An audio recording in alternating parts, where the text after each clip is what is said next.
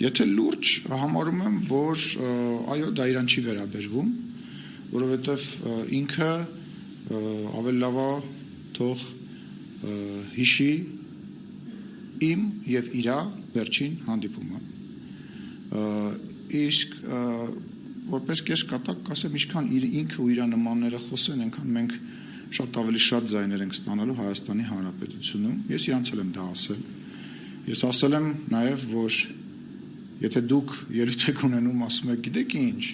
վարչապետ Փաշինյանը վատնա, Ալեն Սիմոնյանը վատնա, Էմիսը վատնա, բայց մենք եւ մեր դարավոր հայ ժողովրդի ընկերությունը եւ մեր բարեկամությունը, այդ խոսակցությունները մեր մոտ ծիծաղ են առաջացնում։ Ես նկատի ունեմ ոչ թե իմ մոտ, այլ Հայաստանի Հանրապետության ժողովրդի մոտ եւ դադարեք մեզ նման ձևով հարվածելը։ Ես դա ասել եմ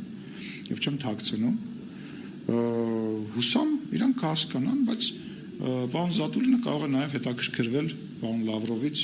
թե ինչ արձագանք է տվել իրենց արտաքին գործերի նախարար, երբ որ ես խոսել եմ падգամավորների կողմից հայտարարությունների մասին, Հայաստանի Հանրապետության ինքնիշխանության, անվտանգության եւ այսօրվա իշխանության մասին։ Թող հետաքրքրվի իր գործընկերը ինչ արձագանք է տվել, ես կոռեկտ չեմ համարում այդ մանրամասները բացահայտել։ Ես կարող եմ խոսել իմ ասածների մասին, բայց գործընկերոջ ասածները չեմ ուզում բարձրաձայնել։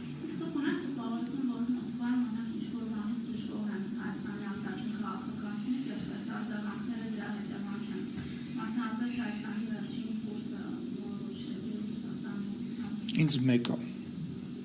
ինձ կարևոր է, որ Հայաստանի Հանրապետության շահերը առաջ գնան եւ ինձ մենակ հետաքրքրում է Հայաստանի Հանրապետության շահերը, թե դժգոհ են, դժգոհ չեն, լավ, ուրեմն պետք է քննարկենք, բայց ինչի եմ գնում այնտեղ։ Ես գնում եմ, որ այդ հարցերը քննարկեմ, բայց եթե Հայաստանի Հանրապետությունը պետք է խաղաղություն կառուցի, եթե Հայաստանի Հանրապետության զինվորները, տղաները պետք է չթան մահանան, անկեղծ ինձ մեկը որևիցե այլ երկրի ինչ որ ներկայացուցիչ էմոցիան։ Ռազմավարական դաշնակցի վերաբերմունքը էմոցիաները քաղաքականության մեջ որևիցե նշանակություն չունեն։ Կա շահ։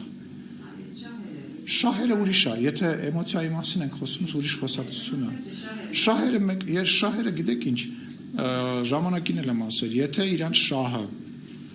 որևիցե երկրի, չլինի դա Ռուսաստան, թող լինի մեր ամենաշատ սիրած Ֆրանսիան, ԱՄՆ-ն, Եվրամիությունը, եթե իրանց շահերը բրդի, ասի, որ պետքա Հայաստանը մանրադրամ դարձնել, Հայաստանը դառնալու է մանրադրամ։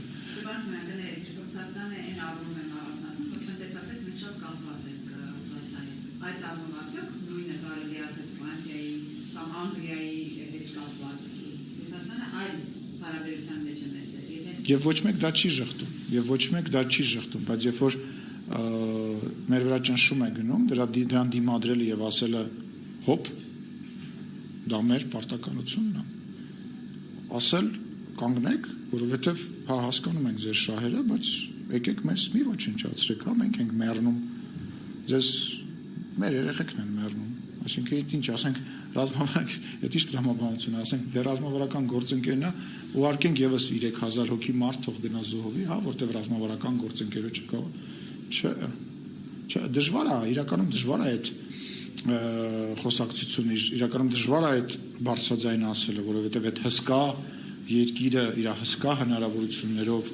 որը որ անսպառ հնարավորություններ ունի, բայց միևնույն ժամանակ ասում եմ, մեր հենց գործը այն է, որ մենք դա իրանց ասենք։ Ու ես իրանց ասել եմ այն ինչ որ վարչապետը երեք ստեղ ասեց, որ մենք իրանց հետ չենք կռվելու։ Մեր միակ ուզած բանը նա է, որ մենք ունենք մեր շահերը, իդեպ այդ շահերը տենց մինիմալ են, հա, էգզիստենցիալ շահերի մասին է խոսքը գնում այսօրվա օրով, եւ այդ շահերը մենք ուղղակի տեղ չունենք զիջելու։ Սա է։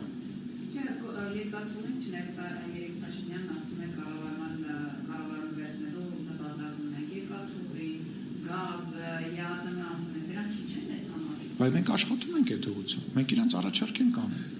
Երեք վարչապետը նաև ասաց, որ այն ինչ որ Վաշինգտոնում ստորագրվել է, նաև իրենց